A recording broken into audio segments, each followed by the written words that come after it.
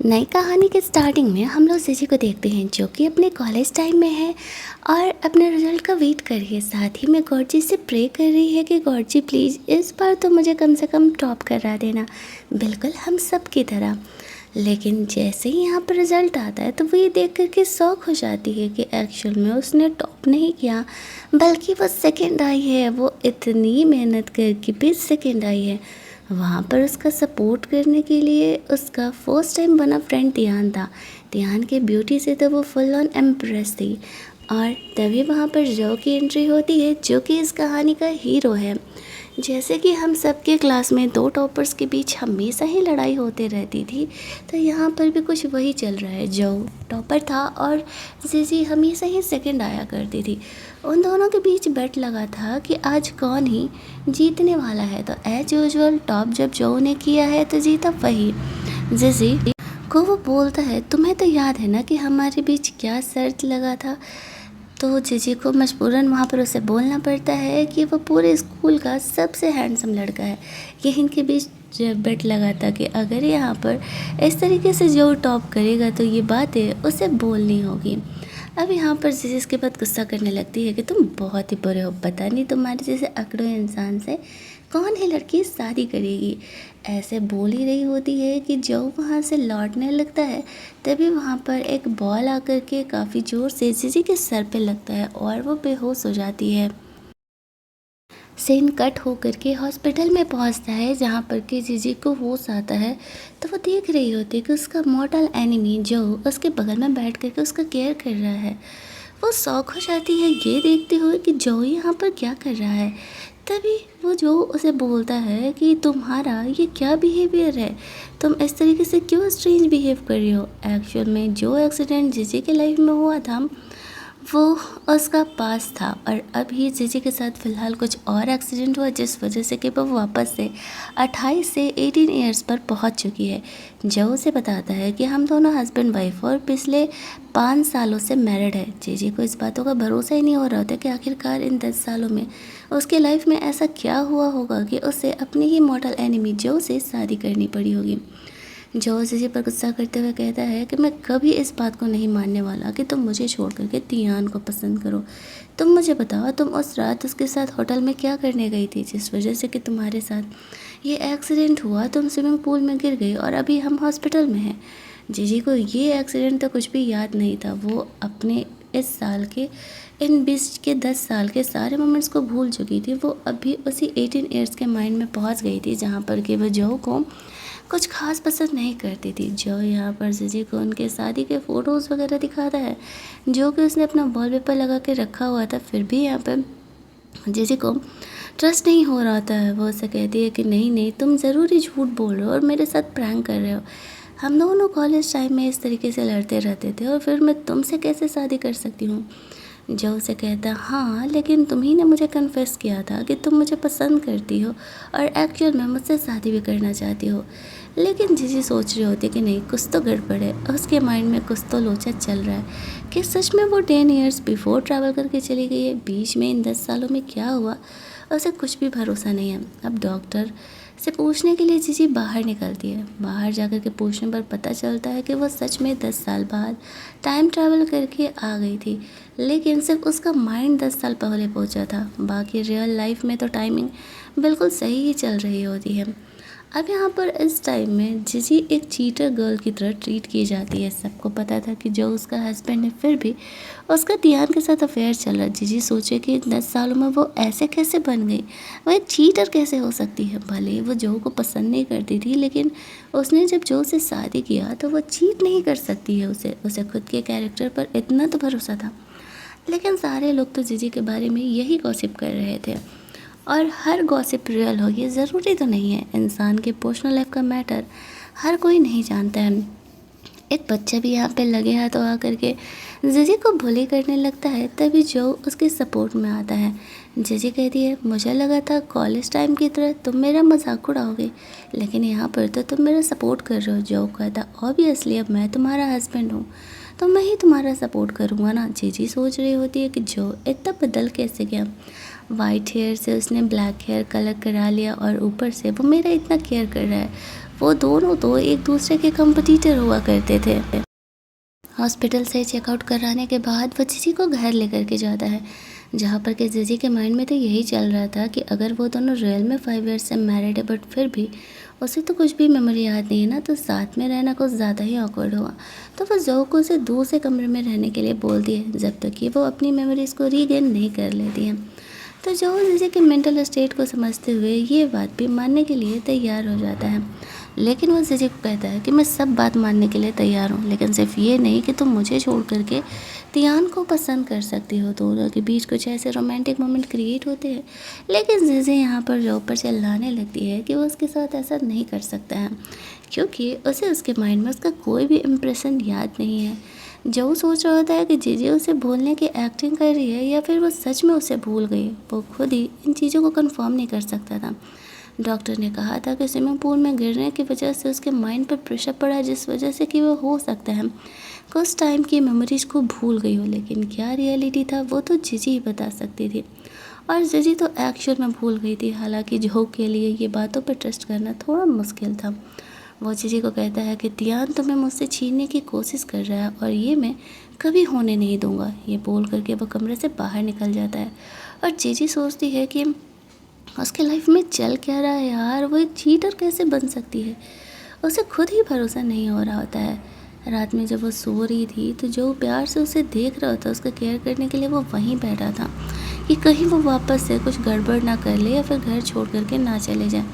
Doctor की कही हुई सारी बातें उसे याद आ रही थी और वो बैठ करके सारी बातों को याद कर रहा होता है। जीजी की आँख खुलती है तो देखती है कि जो वहीं चेयर पर बैठे बैठे सो रहा है। तो वो सोचने लगती है कि उसे तो लगा था कि शायद कल एक सपना था, लेकिन वो उसकी लाइफ की रियलिटी है। और शौकत तो देखो वो कितना प्यारा लग रहा है, जो भी हो साथ रहता है तो हैंडसम तो काफ़ी लगता है। अब यहाँ पर जो इस तरीके से जग जाता है और जीजी को कहने लगता है कि मैं हस्बैंड हूँ तुम्हारा, तो क्या अब तुम इस बात को एक्सेप्ट करने के लिए तैयार हो। जीजी यहाँ पर कहती है कि नहीं, मेरा माइंड अभी 18 ईयर्स तक का है, तो मैं अभी तुमसे प्यार नहीं करती हूँ, तो तुम्हें थोड़ा सा मुझसे डिस्टेंस बना करके रखना पड़ेगा। भले ही रियल लाइफ में हम दोनों ने शादी किया है, लेकिन तुम मेरी मर्ज़ी के बगैर मुझे किस नहीं कर सकते। ऐसा बोलते हुए वो शर्माते हुए वहाँ से जाने लगती है। जो उसे समझा रहा था कि यही तुम्हारी मर्ज़ी थी और रियल लाइफ में तुम ही मुझे जाने नहीं देती थी। जीजू उसे कहती है हाँ, बट मेरा माइंड अभी रियल स्टेट में तो नहीं है ना, दैट्स वाई। उसे अब ऑफिस भी तो जाना होगा, उसका खुद का भी तो ऑफिस है ना। रेडी होकर के जब वो नीचे जाती है तो देखती है कि जो जीजी के लिए ब्रेकफास्ट बना रहा है। वो सोचती है इस लड़के को ब्रेकफास्ट भी बनाना आता है। घर की मेड कहती है कि हर रोज़ जो आपके लिए अपने हाथों से ब्रेकफास्ट प्रिपेयर करते हैं, क्योंकि उन्हें ये काम करना बहुत ही पसंद है। जीजी उसकी मस्त मस्त वाली बॉडी को ताड़ते हुए सोच रही थी कि अच्छा ये बंदा इतना हैंडसम है, इसी वजह से उसने जो उसे शादी की होगी, वो उसकी ब्यूटी से पड़ गई होगी प्यार, तो वो उससे कर नहीं सकती। जो यहाँ पर जीजी के लिए ब्रेकफास्ट बना करके लेके आता है, दोनों साथ में बैठ करके खा रहे थे, तो वो जीजी को बताता है कि ये तुम्हारी कंपनी है और आज इस कंपनी का मीटिंग है, चलो मैं तुम्हें अपने साथ ले करके चलूँगा। अब यहाँ पर जीजी जब भी देखती है कि उसने इतनी बड़ी कंपनी खड़ी कर दी है, तो उसे खुद ही भरोसा नहीं हो रहा था। तो जो उसे बता रहा था कि बस अभी 2 साल पहले ही तुमने ये कंपनी बनाई है और ये इतना ज़्यादा स्ट्रॉन्ग और इतना ज़्यादा फेमस हो गया है। जीजी कहती है कि सच में मैंने कंपनी बनाई है, मैं इस कंपनी का CEO हूँ। जो कहता है ऑब्वियसली, हालांकि फाइनेंशियल सपोर्ट तो उसी ने उसे जीजी को किया था। वो जीजी के सारे सपनों को पूरा करना चाहता था। जीजी एक्साइटेड तो बहुत हो जाती है, क्योंकि इट्स ऑब्वियसली उसका सपना था इतनी बड़ी कंपनी बनाना और उसने सच में ये कंपनी बना भी लिया था। लेकिन अफसोस कि उसे रियल लाइफ में तो कुछ भी याद नहीं है। ये सब कुछ अभी चल ही रहा था कि तभी वहाँ पर तियान जीजी से मिलने के लिए आ जाता है। वो जीजी के पास जाता है, जैसे कि वो दोनों बहुत ही क्लोज हो। तियान को भी वो उसे देखते रह जाती है कि यार उसके लाइफ के आसपास इतने हैंडसम लड़के क्यों हैं। तियान को देखते हुए सोचते अब उसे समझ में आ रहा है कि अगर उसने चीट किया भी होगा तो क्यों किया होगा, ये इतना हैंडसम जो है यहाँ आते ही वो जीजी की फिक्र करने लगता है कि वो ठीक तो है ना। उस रात जो ऐसे होटल में हुआ था, वो स्विमिंग पूल में गिर गई थी, तो वही उसे सेव कर रहा था, हालांकि वो तियान के ही साथ थी। अब उन दोनों को इतना क्लोज देख करके यहाँ पर जो कुछ जेलस होने लगता है। तियान भी जीजी को यही दिखा रहा था कि वो दोनों बहुत क्लोज़ हैं। दोनों ही यहाँ पर जीजी को अपने साथ ऑफिस लेकर के जाना चाह रहे थे। अगर पहले वाली जीजी होती तो वह तियान के साथ जाती, लेकिन यहाँ पर वो दोनों को ही मना नहीं कर सक रही थी। इसी वजह से वो दोनों के ही साथ कंपनी जाने के लिए रेडी हो जाती है। जो सोच रहा होता है कि वो अब भी तियान को इतना भाव दे रही है, और तियान को लेकर के तो उनका क्या रिलेशन था जीजी को एक्चुअल में कुछ याद ही नहीं था, लेकिन तियान का इतना क्लोजनेस दिखाना उसे दिखा रहा था कि उन दोनों के बीच कुछ ना कुछ तो चल ही रहा है। तो वो दोनों को ही कहती है कि चलो ठीक है, तो हम तीनों साथ में ही कंपनी निकलते हैं, इसमें कौन सी बड़ी बात है। इसके बाद वो तीनों वहाँ कंपनी पहुँचते हैं, जहाँ पर कि उनके ऑफिस के एम्प्लॉयज़ जीजी को ग्रीट कर रहे थे। जीजी ये देख कर के थोड़ा सा नर्वस हो जाती है। एक्चुअल में तब ने अभी उसने रियल लाइफ में ये सब कुछ फ़ील नहीं किया था ना। जो उसे कहता है कि तुम्हारी ही कंपनी के लोग हैं, और अगर तुम उनसे इस तरीके से नर्वस होकर के दिखाओगी तो फिर उन्हें लगेगा कि तुम्हें एक्चुअल में कुछ भी याद नहीं है, और वो लोग तुम्हें उस अच्छे तरीके से भाव नहीं देने वाले। जीजी की नज़र यहाँ पर एक काफ़ी खूबसूरत लड़की पर पड़ती है। इससे वो अपनी सेक्रेटरी से पूछने लगती है कि ये कौन है, तो उसकी सेक्रेटरी से बताती है कि आप ही ने तो इसे जो की सेक्रेटरी बनाया था। अब वो खुद देख करके शौक हो जाती है कि मैं इतनी खूबसूरत लड़की को अपने ही हस्बैंड की सेक्रेटरी क्यों बनाऊंगी। फिर वो लोग मीटिंग के लिए अंदर जाते हैं। अब कहानी की सेक्रेटरी है तो ऑब्वियस सी बात है कि वो दूसरे थॉट्स तो अपने कंपनी के बॉस के लिए रखने ही वाली है। अब उस सेक्रेटरी को लग रहा होता है कि जीजी जो के लायक नहीं है, लेकिन जो ने कभी उस सेक्रेटरी को भाव ही नहीं दिया था। जब वो लोग मीटिंग करने के लिए जाते हैं तो जीजी मस्त यहाँ पर सोने लगती है, क्योंकि वो बोर हो रही थी, उसे कुछ भी सारी बातें समझ में नहीं आ रही थी। यहाँ पर सब उसके बिहेवियर को लेकर शौक थे कि वो ऐसा क्यों रिएक्ट कर रही है। तभी वहाँ पर सेक्रेटरी का कहना था कि 2-3 दिनों में हमने यहाँ पर डिनर का ऐसे अरेंजमेंट किया, और उसे होस्ट यहाँ पर जीजी कर रही है, कंपनी उसकी है, तो ये कंपनी का होस्ट तो डिनर का वही है। अब जीजी यहाँ पर बहुत ही नर्वस थी, क्योंकि उसने एक्चुअल में कभी भी इस तरीके से इतने बड़े पार्टी को होस्ट किया नहीं था, तो फिर वो इन चीज़ों को कैसे ही संभाल सक रही होती है। लेकिन वो यहाँ पर जो को हेल्प करने के लिए बोलती है, और बोलती है कि तुम्हें मेरा हेल्प करना होगा, मुझे समझ नहीं आ रहा है कि मैं इन चीज़ों को कैसे ही संभालूँ। वो उसे कहता है कि ये कंपनी तुम्हारी है और तुम्हें ही इन चीज़ों को संभालना होगा। जीजी यहाँ पर सोच रही होती है कि अगर जो हेल्प नहीं करेगा तो फिर वो कैसे करेगी। वो कहती है कि हम दोनों हस्बैंड वाइफ हुआ करते हैं, और तुम्ही ने मुझे कहा था ना कि तुम मेरा सपोर्ट करोगे। जो जानबूझ करके यहाँ पर जीजी का सपोर्ट नहीं करता है, क्योंकि वो जानता था कि ये जीजी का खुद का सपना है, और अगर वो उसका हेल्प करेगा तो फिर उसका रियल लाइफ में तो सपना पूरा नहीं होगा ना, भले ही वो एक्चुअल में अपनी मेमोरी भूल चुकी हो। दूसरी तरफ हम लोग देखते हैं कि यहाँ पर वो स्टेयर्स पर बैठ कर के सोच रही थी कि आखिरकार वो कैसे ही इतने बड़े डिनर पार्टी को होस्ट करेगी। तभी तियान यहाँ पर जीजी से बात करने के लिए आ जाता है। इन दोनों को बात करते हुए वो सेक्रेटरी देख लेती है, और वो यहाँ पर जो को कॉल करके बोल देती है कि मैंने यहाँ पर जीजी को तियान के साथ अकेले देखा है, मुझे लगता है कि वो वापस से आपको चीट कर रही है, एक बार आकर के देखने के लिए। जब जो इन बातों को सुनता है तो वह तुरंत ही अपना काम छोड़ करके यहाँ पर आ जाता है जीजी को देखने के लिए। इधर तियान जीजी से कह रहा होता है कि डोंट वरी, मेरे पास कुछ आइडियाज़ हैं जिनकी वजह से कि तुम यहाँ पर अपना डिनर पार्टी अच्छे से होस्ट कर पाओगी। जीजी सोच रही होती है कि क्या सच में मैंने तियान को लेकर के जो को चीट किया। वैसे तो दोनों ही काफ़ी हैंडसम है, लेकिन मैं ऐसा कैसे कर सकती हूँ, मैंने तो जो उससे शादी किया है ना। तियान उसे हक करते हुए कहता है कि आई एम सॉरी, मेरी वजह से तुम्हें स्विमिंग पूल में गिरना पड़ा। जो यहाँ पर आ जाता है और उन दोनों को हक करते हुए देख लेता है। वो जीजी पर गुस्सा करने लगता है और कहता है कि इन 5 सालों में तुम मुझसे हमेशा कहते रहे कि तुम मुझसे प्यार करती हो, और फिर अब तुम तियान के साथ हो, तुम मेरे साथ ऐसा कैसे कर सकती हो। वो गुस्सा करके वहाँ से जाने लगता है। जीजी उसे समझाने के लिए जाती है, लेकिन उस समय फिर वो अपने सेक्रेटरी के साथ था, और उसके सेक्रेटरी उसके कहने पर उसके ऑफिस का डोर बंद कर देती है। ये देखते ही जीजी को भी जेलस होने लगता है कि उसने उसकी बातों को सुना भी नहीं कम से कम। वो भी गुस्से में वहाँ से चली जाती है कि जो मत सुनो मेरी बातों को। रात में जो यहाँ पर जीजी के आने का इंतज़ार कर रहा था, मौसम काफ़ी ख़राब था, और ख़राब मौसम से जीजी को डर लगा करता था। वो हमेशा ही उसके साथ रहता था ऐसे सिचुएशन में। आज वो अपना गुस्सा हटा करके जीजी को रिसीव करने के लिए जाता है, तभी जीजी यहाँ पर भीगते हुए घर आ जाती है। वो भी जो को कुछ एक्सप्लेन नहीं करती और गुस्से में कमरे में अंदर चली जाती है। वो सोच रही होती है कि मेरा और जो का रिलेशनशिप एक्चुअल में अगर इतना अच्छा था तो फिर मुझे कुछ भी याद क्यों नहीं है। नहा करके जब वो निकल रही थी तो अचानक से स्लिप करके गिरने लगती है। जो आवाज़ सुन करके यहाँ पर आता है और वह जीजी का हेल्प करता है। जीजी यहाँ पर काफ़ी ऑकवर्ड थी, वह उसे उठाते हुए कमरे में लेकर के जाता है क्योंकि उसके पैर में मोच लग गया था, जहाँ पर कि वो उसके ऐसे ऑयलिंग वगैरह करता है ताकि उसका पैर का दर्द ठीक हो जाए। जीजी यहाँ पर तियान के बारे में उसे एक्सप्लेन करते हुए कहती है कि मैं उससे मिलने के लिए नहीं गई थी, वो खुद मुझसे बात करने के लिए आया था और मुझे पता भी नहीं था कि वो मुझे अचानक से ऐसे हक करने वाला है और हम दोनों हस्बैंड वाइफ है, तुम्हारा कहना है, और तुम इस तरीके से मुझ पर इतना भी ट्रस्ट नहीं करते हो। जो कहता है बात ट्रस्ट का नहीं है, बात है कि मैं इस चीज़ को कभी भरोसा नहीं कर पाऊँगा कि तुम किसी और इंसान से प्यार करती हो। अब यहाँ पर वो समझ नहीं पा रही होती है कि आखिरकार वो उसे कैसे इन बातों का भरोसा दिलाए। जो यहाँ पर जीजी का एक्चुअल में हेल्प करने के लिए तैयार था और उसने यहाँ पर उसके लिए डिनर पार्टी के लिए कुछ अरेंजमेंट्स वगैरह किए थे, तो वो उसे वो फाइल देते हुए कहता है कि इन्हें पढ़ लेना और तुम्हें इस पार्टी को होस्ट करने में काफ़ी हेल्प मिलने वाला है। ये बोल करके फिर वो अपने कमरे में रेस्ट करने के लिए चले जाता है और जीजी सोचती है कि भले ही जो थोड़ा अकड़ू है लेकिन अब वो काफ़ी मैच्योर हो चुका है और उसके लाइफ के प्रॉब्लम्स को वो सॉल्व करते रहता है।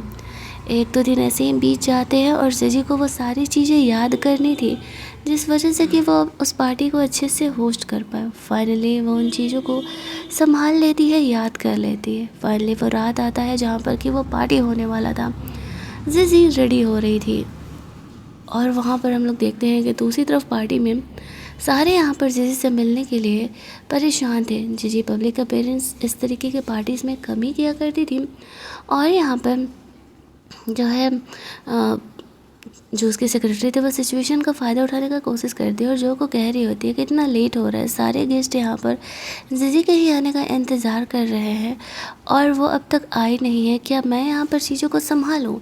लेकिन जो का कहना था कि नहीं, जीजी की ये कंपनी है और वही आकर के इस पार्टी को होस्ट करने वाली है।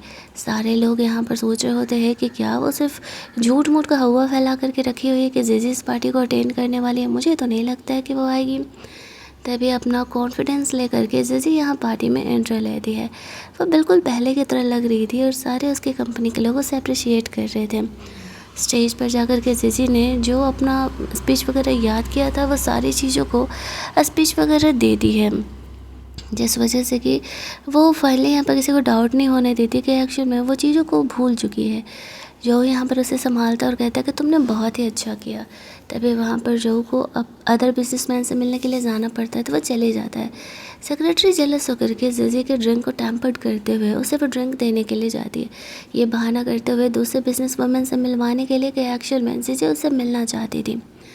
कुछ इधर उधर की बातें करने के बाद जीजी यहाँ पर वो ड्रिंक कर लेती है, फिर वो बिजनेस वुमेन वहाँ से चली जाती है।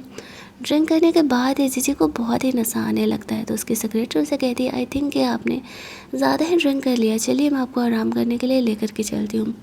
और वो उसे होटल के कमरे में लेकर के जाती है। वो जीजी को किसी और लड़के के साथ जो के सामने पकड़वाना चाहती थी ताकि वो उसे डाइवोर्स दे दे। इसी वजह से वो किसी और लड़के को मैसेज कर देती है जीजी के कमरे में आने के लिए, लेकिन उसके जाते ही यहाँ पर ध्यान जीजी को ढूंढते हुए आ जाता है। जीजी की ऐसी हालत देख करके वो काफ़ी परेशान था। जीजी उसे हेल्प करने के लिए बोलती है और यहाँ से सीन कट हो करके पार्टी का पहुँचता है, जहाँ पर कि हम लोग देखते हैं कि जो जब अपनी बिज़नेस लोगों से मिल करके वापस आता है तो देखता है कि यहाँ पर जीजी नहीं है, तो वो सोचने लगता है कि जीजी गई किधर। उसकी सेक्रेटरी यहाँ पर आती है और बोलती है कि एक्चुअल में ना जीजी को ज़्यादा ही ड्रिंक कर ली थी, तो मैंने उसे होटल के कमरे में जाते हुए देखा जहाँ पर कि शायद कोई और लड़का भी उसके साथ है। ये सुनते ही जो हिम्मत करके उस होटल के कमरे की तरफ जाता है। उसकी सेक्रेटरी उसे वो रूम का कार्ड देती है कमरे को खोलने के लिए। अंदर जाने पर वहाँ पर जीजी नहीं थी, केवल तियान था और वो भी बेहोश पड़ा हुआ था। ये देखते ही सेक्रेटरी सोचने लगती है कि ये यहाँ क्या कर रहा है। जो जीजी को कॉल करते हुए उसे ढूंढते हुए पार्टी से बाहर निकलता है तो नीचे पार्किंग लॉट में उसे जीजी मिलती है, जिसको ने कि खुद को कार में बंद कर लिया था। जो जब उसे चेक करता है तो देखता है कि उसकी बॉडी टेम्परेचर बहुत ही हाई है। अब उसे समझ नहीं आता क्या हुआ। वो जल्दी जल्दी ड्राइवर को कॉल करता है और ड्राइव करके घर लेकर के चलने के लिए बोलता है। उसे अब तक ये नहीं पता चल पाया था कि एक्चुअल में उसकी सेक्रेटरी ने ही ये सब कुछ किया है। जैसे यहाँ पर जो को देखती थोड़ा रिलैक्स होती है कि कम से कम अब उसका हस्बैंड जो उसके साथ है वो उसे रोमांस करने के लिए बोलती है तो वो कहता है कि लेकिन तुम्हें तो मेमोरी ही याद नहीं है ना। तो जीजी कहती है क्या फ़र्क पड़ता है, तुम मेरे लीगल हस्बैंड तो हो ना। अगली सुबह जब वो जगती है तो वो जो को अपने पास देख करके चिल्लाने लगती है। जो उसे कहता है कि तुम ही तो मुझे कल नहीं जाने दे रही थी और अब क्यों ही गुस्सा कर रही हो। जीजी को याद आता है कि एक्चुअल में बात तो सही है। अब जो उसे समझा रहा था कि अब ऐसी पार्टीज़ में जीजी कभी भी ड्रिंक नहीं किया करेगी। ड्रिंक करने की वजह से उसने कल रात क्या कांड किया है उसे होश भी नहीं है। तभी वहाँ पर जो को कॉल आता है कि एक्चुअल में तियान के सर पे चोट लगा है और वो हॉस्पिटल में है और वो फ़िलहाल ऑफिस नहीं आने वाला है। जीजी को यहाँ पर ध्यान आता है कि जब तियान उसके कमरे में आया था तब जीजी को यहाँ पर थोड़ा सा होश आया था कि जो नहीं तियान है तो वो पास में रखे वेस्ट से उसके सर पे मार देती जिस वजह से कि वो बेहोश हो जाता है। और जो उसे पूछने लगती है कि तियान ठीक तो है ना। जो उस पर गुस्सा करने लगता है कि वो उसकी वाइफ है और वो दूसरे लड़के के बारे में उससे कैसे पूछ सकती है। जीजी उससे कहती है कि अरे यार वो मेरी वजह से इंजर्ड हुआ है, बस इसीलिए मैं पूछ रही हूँ और कोई बात नहीं है। मेरे और तियान के बीच में ऐसा कुछ नहीं है जैसा कि तुम सोच रहे हो। तुम लीगल हस्बैंड हो, मैं भी अपने आप को जानती हूँ, मैं तुम्हें चीट नहीं कर सकती। लेकिन जो देख रहा है वो उन्हीं बातों पे तो ट्रस्ट करेगा ना।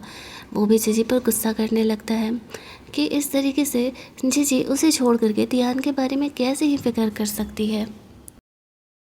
थोड़ी देर बाद जब जीजी ऑफिस पहुंचती है तो यहाँ पर इस तरीके से उसे पता चलता है कि तियान आज ऑफिस नहीं आया है।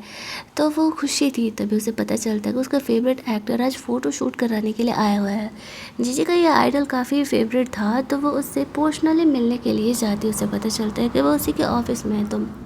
लेकिन जब जीजी वहाँ पर जाती है तो वो देखती है कि वो उसी के ऑफिस के एम्प्लॉय के साथ ज़बरदस्ती उसके साथ रोमांस कर रहा है। एक्चुअल में वो दोनों यहाँ पर एक्स बॉयफ्रेंड गर्लफ्रेंड थे। फिर भी वो जो लड़का था वो उस लड़की को जाने नहीं देता। इस लड़की का कहना था कि तुमने मुझे धोखा दिया था, तुमने दूसरी गर्लफ्रेंड बनाई थी, हमने म्यूचुअली ब्रेकअप कर लिया था, तो फिर तुम मेरे पीछे क्यों पड़े हो। अपने फेवरेट आइडल का ये रूप देख करके खुद जीजी शॉक थी। उसने कभी एक्सपेक्ट नहीं किया था कि उसका फेवरेट आइडल इस तरीके का बदमाश इंसान हो सकता है। तभी वहाँ पर जो आता है और उसे ऐसा लगता है कि जीजी किसी और लड़के को ताड़ रही है। वो जीजी को बात करने के लिए जाता है तो वो दोनों कमरे में अंदर जाते हैं जहाँ पर कि वो आइडल ऐसे रिएक्ट करने लगता है जैसे कि वो कितना इनोसेंट है। जीजी भी यही दिखाती है कि उसने कुछ भी नहीं देखा। फ़िलहाल उस आइडल का काम ख़त्म हो चुका था तो वहाँ से जा रहा होता है, लेकिन वो अपने साथ साथ बहाने से उस लड़की को भी चलने के लिए बोलता है। अब यहाँ पर वो लड़की उसके पीछे पीछे जाती है। जीजी उस लड़की का हेल्प करने के लिए जा रही थी और जो को लगता है कि वो लड़का जीजी का फेवरेट है, इसी वजह से जीजी उसके पीछे जा रही है। तो यहाँ पर इस तरीके से वो जीजी को रोक रहा होता है, लेकिन जीजी उसके पीछे उस लड़की का हेल्प करने के लिए गई हुई थी। यहाँ पर वो उस आइडल को मना कर रही होती कि मेरी ऑफिस की एम्प्लॉई और ये फ़िलहाल आपके साथ नहीं जाने वाली है, इससे काम है।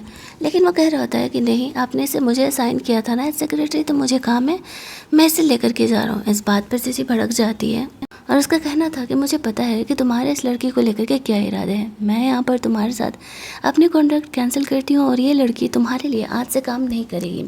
वो आइडल उसे कहता है कि वो बहुत ही पछताएगी, उसे उसकी पॉपुलैरिटी का कोई आइडिया नहीं है। जीजू उसे कहती है उसे इस बात से कोई फ़र्क नहीं पड़ता, वो उसके ऑफिस के एम्प्लॉय के साथ गलत नहीं कर सकता है, वो अपने ऑफिस के एम्प्लॉय के सपोर्ट में रह गया। वो लड़की भी ये देख के शौक हो जाती है कि जीजी उसका सपोर्ट कर रही है। तभी जो यहाँ पर आता है जीजी का हेल्प करने के लिए, क्योंकि जीजी ने उसे कहा था कि तुम मेरा कुछ नहीं बिगाड़ सकती क्योंकि जो मेरा हस्बैंड है और वो हमेशा ही मुझे प्रोटेक्ट करेगा। और जो ने इन बातों को सुन लिया था। वो लड़का फ़िलहाल के लिए तो गुस्से में वहाँ से चले जाता है। वो एम्प्लॉई यहाँ पर जीजी को थैंक्स बोलती है उसका हेल्प करने के लिए। वो कहती है कि तुम एम्प्लॉई हो मेरी, अगर वो दोबारा तुम्हें कभी परेशान करे तो मुझे बताना। फ़िलहाल के लिए तुम कुछ दिनों की छुट्टी ले लो, तुम्हारा मेंटल स्टेट सही नहीं होगा। अब जो यहाँ पर सोच रहे थे कि जीजी उस लड़की के लिए उसका हेल्प करने के लिए गई थी, वो बेकार में ही जीजी को गलत समझ रहा था। उसके पैर में ऐसे चोट लगा हुआ था तो जो घर ले जाकर के जीजी का यहाँ पे हेल्प कर रहा होता है। वो उसे कहती है कि क्या मैंने गलत किया, क्या मैंने गुस्से में आकर के इतने बड़े आइडल का इस तरीके से कॉन्ट्रैक्ट कैंसिल कर दिया। वो कहता है कि नहीं, तुमने बिल्कुल सही किया। लेकिन तभी वहाँ पर वो जो लड़का था उसका ये कॉन्ट्रैक्ट कैंसिल होने का बाद सब जगह बाहर आ जाता है और सारे लोग यहाँ पर इसकी कंपनी को और स्पेशली जीजी को ही भला बुरा कह रहे थे, क्योंकि सबको लग रहा होता है कि एक्शन में वो आइडल बहुत ही अच्छा है। उसकी सेक्रेटरी सिचुएशन का फ़ायदा उठाते हुए जीजी पर ब्लेम लगा रही थी कि इस तरीके से जीजी की वजह से कंपनी का इतना लॉस हो रहा है, उसके शेयर्स डाउन हो रहे हैं। फिर भी जो यहाँ पर जीजी का सपोर्ट करता है। कंपनी के लोगों को एक्चुअल बात पता नहीं था कि जीजी ने उस आइडल के साथ अपना कॉन्ट्रैक्ट क्यों कैंसिल किया। इसी वजह से वो लोग यहाँ पर कुछ लोग काम छोड़ करके भी गुस्से में जाने लगते, क्योंकि उन्हें ओवरवर्क करना पड़ रहा था। तभी वहाँ पर उस आइडल के कुछ फैंस यहाँ पर आ जाते हैं और वो लोग जीजी को ही उल्टा सीधा बोलने लगते हैं। उनमें से एक ने काफ़ी गुस्से में ये स्टैंड ऐसे फेंका था जीजी के ऊपर, तो उसकी सेक्रेटरी बीच में आ जाती है उसे रोकने के लिए। उसके सर पर चोट लग जाता है। जीजी इस बात से गुस्सा आ जाती है कि तुमने यहाँ पर फिजिकली हर्ट किया है मेरी कंपनी के एम्प्लॉय पर और मैं तुम लोगों पर केस कर सकती हूँ, यहाँ से चले जाओ नहीं तो फिर फ़िलहाल के लिए उसके फैंस तो यहाँ पर चले जाते हैं। अपने फ़ैन पावर का इस्तेमाल कर रहा था वो आइडल, ताकि इस तरीके से जीजी और उसकी कंपनी को बंद करवा सके। लेकिन जीजी ने यहाँ पर हिम्मत करके चीज़ों को संभाला था। उस लड़की की इमेज के लिए जीजी यहाँ पर उस आइडल के बारे में सच्चाई नहीं बताना चाह रही थी। उसने कंपनसेशन फ़ी भी उसे दे दिया था कॉन्ट्रैक्ट तोड़ने के वजह से, लेकिन फिर भी उस आइडल को चैन नहीं था। ऑफिस के कुछ एम्प्लॉय यहाँ पर जीजी के इस डिसीजन के खिलाफ थे कि उसने उस लड़की से अपना कॉन्ट्रैक्ट तोड़ लिया है। जीजी कहती है जिसे जाना है जा सकता है, लेकिन मैं यहाँ पर अपने इसी डिसीजन पर अड़ी रहूँगी क्योंकि मैंने कुछ गलत नहीं किया। तो उनमें से कुछ एम्प्लॉयज़ छोड़ करके चले जाते हैं। अब जीजी को समझ नहीं आ रहा था कि वो अकेले ऑफिस की सिचुएशन को कैसे ही संभाले, तो बाहर कुछ देर तक अकेले खड़ी रहती है। जो उससे बात करने के लिए आता है, जीजी उसे कहती है कि मैंने यहाँ पर इम्पल्सिव होकर डिसीजन ले लिया गया, शायद मुझे इस सिचुएशन को किसी और तरीके से हैंडल करना चाहिए था। जो कहता है कि नहीं, तुमने बिल्कुल सही किया। जीजी के दिमाग में एक आइडिया आता है। वो जो को कहती है कि चलो मेरे माइंड में एक आइडिया है, इस सिचुएशन को कैसे हैंडल करना है मैं जानती हूँ। ऑफिस पहुंचती है अगले दिन। वो ऑफिस के जितने भी उसके एम्प्लॉय थे सबको यहाँ मीटिंग में बुलाती है और अपना नया प्लान बताती है।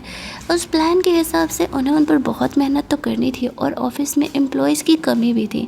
इसी वजह से ये लोग जो थे उनके थोड़े खिलाफ हो रहे होते हैं। उन्हें कहना था कि आप अपने चक्कर में हम सब से इतना सारा काम क्यों ही करा रही हो। फिर भी जो यहाँ पर जीजी के सारे काम के सपोर्ट में था। जीजी का प्लान सही तो था, ये सारी चीज़ें ऑनलाइन करनी थी, ऑफलाइन बेसिस पर उन्हें कुछ भी नहीं करना था। लेकिन थोड़ी मुश्किल तो यहाँ पर होने वाली थी। तभी वो गर्ल जिसको कि उस आइडल ने मॉलेस्ट किया था वो यहाँ आती है और कंपनी के एम्प्लॉय को सारी बातें बताती है कि एक्चुअल में वो उसका एक्स बॉयफ्रेंड हुआ करता था और उस दिन वो उसे परेशान कर रहा था। जेजे ने ये देख लिया और उसने उसका सपोर्ट किया। इसी वजह से उसने उस इंसान के साथ अपना कॉन्ट्रैक्ट कैंसिल किया है। जब उस आइडल की सच्चाई इन लोगों को पता चलता है तब यहाँ पर ऑफिस के सारे लोग यहाँ पर जेजे का सपोर्ट करने के लिए तैयार हो जाते हैं, एक्सेप्ट दैट सेक्रेटरी, क्योंकि वो जीजी से ही ऐसे जेलस होते रहती थी। अब जब जितने भी एम्प्लॉयज़ थे वो सारे जीजी के प्लान में यहाँ पर सपोर्ट कर रहे होते हैं तो वो लोग अपने काम में लग जाते हैं। काफ़ी देर तक यहाँ पर काम चलता है। फिर रात के 3 बजे जीजी ऑफिस के एम्प्लॉयज़ को छुट्टी दे देती है और कहती है जाइए हम लोग कल मिलेंगे। उनके जाने के बाद दियान यहाँ पर जीजी से बात करने के लिए आता है। जीजी कहती है कि क्या हम दोनों बहुत क्लोज हुआ करते थे। दियान कहता है ऑब्वियसली, लेकिन तब तक वहाँ पर जो आ जाता है और जेलस होकर के वो जीजी को घर लेकर के जाता है। जीजी से वो कुछ पूछता नहीं है। वो फ्रेशन अप होकर के दूसरे कमरे में सोने के लिए जाने लगता है। जीजी उससे कहती है कि हम दोनों हस्बैंड वाइफ है, मेरे रूम का बेड इतना बड़ा है तो मैं दूसरे कमरे में जाने की ज़रूरत नहीं है। और हाँ, मुझे नहीं पता कि दियान के साथ मेरा क्या रिलेशन था, लेकिन मुझे इतना ज़रूर भरोसा है कि मैं तुम्हें चीट नहीं कर सकती, मैंने तुम्हें रिलेशन में धोखा नहीं दिया होगा। जो कहता है मुझे तुम पर भरोसा है, सिर्फ इस बात पे नहीं कि एक्चुअल में तुम्हारा किसी और के साथ भी अफेयर चल सकता है। शुरुआत से लेकर के आज तक ही तुमने मुझे पेशर किया और बताया है कि तुम मुझसे कितना प्यार करती हो, तो फिर मैं भला इस बात को कैसे ही ट्रस्ट कर सकता हूँ कि तुम्हारा अफेयर किसी और के साथ चल रहा है। जी यहाँ पर ये सोच रही होती है कि जो तो बिल्कुल भी वैसा नहीं है जैसा कि जब वो 18 ईयर्स का हुआ करता था तब था। इसके बाद वो लोग कंपनी पहुंचते हैं तो जीजी की सेक्रेटरी उसे बताती है कि उनका प्लान वर्क कर रहा है और सब उनके बारे में सही सही बोल रहे हैं। जीजी काफ़ी खुश होकर के जो को हक कर लेती है कि फाइनली उसका ये प्लान काम कर गया। लेकिन तभी दूसरी सेक्रेटरी आकर के बताती है कि जो वो आइडल है वो यहाँ पर एक प्रेस कॉन्फ्रेंस अरेंज कर रहा है और वो हमारे बारे में बुरा ही बोलने वाला है। जीजी भी इस सिचुएशन को अच्छे से हैंडल आउट करने का डिसाइड करती है। वो जब अपने लोगों के साथ मीटिंग कर रही थी तो उसे याद आता है कि एक्चुअल में जब उसने शुरू में ये कंपनी यहाँ पर शुरू किया था तो ऐसा ही कोई प्रॉब्लम आया था, तो उसने इस चीज़ को किस तरीके से हैंडल किया था। उसे ये आइडिया आता है, वो अपनी कंपनी के लोगों को अपना ये प्लान शेयर करती है तो उन्हें ये काफ़ी पसंद आता है और वो लोग इस प्लान में जीजी का सपोर्ट करने के लिए तैयार हो जाते हैं। लेट नाइट काम करते करते जीजी ऑफिस में ही सोने लगती है तो जो उसे घर ले जाने के लिए आता है। जब वो आता है तो वो अचानक से बेहोश हो जाती है, तो वो ये देख के परेशान हो जाता है और जल्दी जल्दी उसे हॉस्पिटल लेकर के जाता है। डॉक्टर्स बताते हैं कि एक्चुअल में उसके माइंड पर आजकल कुछ ज़्यादा ही प्रेशर चल रहा है, इसी वजह से वो बेहोश हो गई है, बाकी सब कुछ ठीक है। डॉक्टर से बताते हैं कि अभी ये चीज़ें कन्फर्म नहीं हुई है कि जीजी को एक्चुअल में अमनेसिया हुआ है या फिर वो चीज़ों को भूलने की एक्टिंग कर रही है। जो कहता है हमारे बीच तो सब कुछ सही चल रहा था, फिर जीजी उसे भूलने की एक्टिंग भला क्यों ही करेगी। जीजी इन बातों से अनजान मस्त घोड़ा बेच करके सो रही थी। अगली सुबह जब वो जगती है तो देखती है जो अब भी उसके साथ है, वो उसके साथ बिताए सारे मोमेंट याद करती है और सोचती है कि जो उन्हें झूठ नहीं बोला होगा वो एक्चुअल में एक दूसरे से बहुत प्यार करते होंगे, इसी वजह से वो अब तक इसका सपोर्ट कर रहा है। यहाँ पर जीजी जगती है तो जो उसकी फ़िक्र कर रहा था कि वो ठीक तो है ना, वो थोड़ा घबरा गया था। जीजी उसे कहती है कि नहीं, वो ठीक है, वो ध्यान को कभी पसंद ही नहीं कर सकती। हाँ, माना वो उसकी ब्यूटी से अट्रैक्ट होगी, लेकिन प्यार तो उसने जो से ही किया होगा। अब उसे ये बातें समझ में आने लगी थी। तभी वहाँ पर उसकी सेक्रेटरी से बता रही होती है कि वो आइडल यहाँ पर अपना इंटरव्यू वगैरह करने के लिए रेडी है। वो आइडल वहाँ पर जाता है, उसके कुछ गर्ल फैंस आए हुए थे और यहाँ पर वो लोग उसे सपोर्ट कर रहे थे। उसे तो लगा था कि वो उसे अपने फेवर में ही टर्न आउट करेगा, लेकिन तभी वहाँ पर जीजी उसकी असलियत सबके सामने ला देती है। साथ ही में वो लड़की भी सामने आती है जिसका कि आइडल एक्स बॉयफ्रेंड हुआ करता था। अब जब उसकी सच्चाई यहाँ पर सामने आती है तो जो उसके फ़ैन हुआ करते थे वो उसके एंटी फ़ैन हो जाते हैं और सारे कहने लगते हैं कि इस तरीके से उसने कितना गलत किया है उस लड़की के साथ, और ऊपर से उसने डबल डेटिंग किया, उसे चीट किया। अब कोई भी उसे सपोर्ट नहीं कर रहा था। ये जो मीटिंग था, इंटरव्यू था, वो जीजी के फेवर में काम कर जाता है। इसी खुशी में वो लोग सबके साथ पार्टी करने के लिए जाते हैं। वो उस लड़की को वापस से कंपनी में बुला लेती है काम करने के लिए। जो का यहाँ पर ऑफिस से कॉल आता है, उसे अपना भी ऑफिस संभालने के लिए जाना था, तो वो थोड़ी देर के लिए वहाँ से निकल जाता है। जैसे यहाँ पे जो के आने का इंतज़ार कर रही थी तभी तियान आता है। वो उसे कहता है तुम्हें तुम्हारा प्रॉमिस तो याद होगा ना, उस रात होटल में जो हुआ, तुमने मुझे प्रॉमिस किया था कि तुम वो बात किसी को नहीं बताओगी, तुमने वो बात बताया तो नहीं है ना। जीजी को याद तो नहीं था, लेकिन वो कहती थी कि हाँ हाँ मैंने किसी को नहीं बताया। यहाँ पर वो उसे कहता है कि एक्चुअल में मुझे लड़के पसंद है और मेरी मॉम इन बातों को बर्दाश्त नहीं कर पाएंगे, उनकी तबीयत ठीक नहीं है, इसी वजह से मैं ये सीक्रेट रख रहा हूँ। तुम मेरी अच्छी फ्रेंड हो, उस रात तुमने मुझे कवर अप किया था ताकि सबको लगे कि मैं एक लड़की के साथ हूँ। जीजी सोचती है ओह इट मीन्स कि वो गे है, और यही बात वो उससे छुपा रही थी। जो यहाँ पर आता है उसे ऐसा लगता है कि तियान का कोई और सीक्रेट है यहाँ पर जीजी उससे छुपाने का बात करिए। वो दोनों ही यहाँ पर छुप करके एक दूसरे को डेट कर रहे हैं। वो ये बात जीजी की आधी अधूरी बातों को सुन करके गुस्साने लगता है। जीजी से वो पूछने लगता है कि ऐसा क्या बात है जो कि वो उससे छुपा रही है, लेकिन उसने तियान से प्रॉमिस किया था तो वो उसे नहीं बता सक रही थी। जो गुस्सा करके वहाँ से जाने लगता है। जीजी उसे मनाने के लिए जाती है। वो काफ़ी गुस्से में जो उसके लिए फ्लावर बुके वगैरह लाया था वो सब कुछ फेंक देता है और कहता है मैंने ये एक्सपेक्ट नहीं किया था कि तुम सच में मुझे चीट करोगी, जाओ अब तुम उसी के साथ रहो, मैंने तुम्हें आज़ाद किया। ये बोल करके गुस्से में वो वहाँ से चले जाता है। जीजी ऐसी मज़दार में फंसी हुई थी कि ना तो वो तियान को धोखा दे सकती थी ये बात बता करके, और ना ही वो जो को भरोसा दिला पा रही थी कि वो तियान को पसंद नहीं करती है। जो और जीजी के बीच अगले 1-2 दिन बातें नहीं होती है। जीजी यहाँ पर जो को मैसेज कर रही होती है कि कंपनी का यहाँ पार्टी में होस्ट करिए, क्या वो अटेंड करने आएगा, लेकिन वो मैसेज नहीं कर पाती है। अब यहाँ पर उसकी सेक्रेटरी सोचती है कि जीजी और जो के बीच लड़ाई चल रही थी, क्यों ना इस सिचुएशन का फ़ायदा उठाया जाए। जब यहाँ पर इस तरीके से मीटिंग पार्टी स्टार्ट होता है तो यहाँ पर जीजी अपना स्पीच वगैरह देने के लिए जाती है। तभी जो वो सेक्रेटरी थी, जीजी का वो वीडियो जिसको कि वो होटल में ध्यान के साथ जा रही है वो सबके सामने प्ले कर देती है। सारे ही यहाँ पर सौगड़ जाते हैं ये देख करके कि एक्चुअल में जीजी और ध्यान का अफेयर चल रहा है और वो जो को धोखा दे रही है। लेकिन जीजी यहाँ पर बोल रही होती है कि ये वीडियो फेक है। हालांकि उसे कंफर्म याद नहीं था, लेकिन वो इतना तो अपने आप को जानती ही थी।